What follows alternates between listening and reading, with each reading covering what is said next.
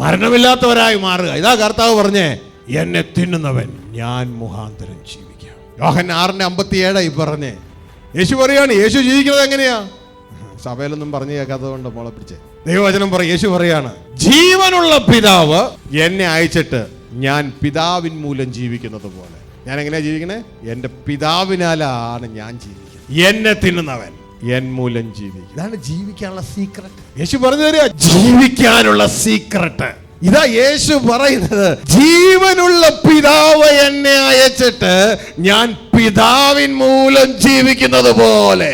അപ്പൊ യേശുവിനെ അനുഗമിക്കുന്നവൻ ഇതേ മെത്തേഡ് ഏറ്റെടുക്കണം. യേശു പറയുന്നു, എന്നെ തിന്നുന്നവൻ ഞാൻ മൂലം ജീവിക്കും. ജീവനുള്ള പിതാവ് എന്നെ അയച്ചിട്ട് ഞാൻ പിതാവ് മൂലം ജീവിക്കുന്നത് പോലെ. അപ്പൊ യേശു അങ്ങനെ ജീവിക്കുന്നേ പിതാവിൻ മൂലം. നിങ്ങളുടെ സഭകളിലൊന്നും വായിക്കത്തില്ല കേട്ടോ. ഇത് ബൈബിളിലുണ്ട്, സഭകളിൽ വായിക്കാൻ പ്രയാസമാണ്. അവർ പഠിപ്പിച്ച ഡോക്ടറിനൊക്കെ താഴെ പോകും.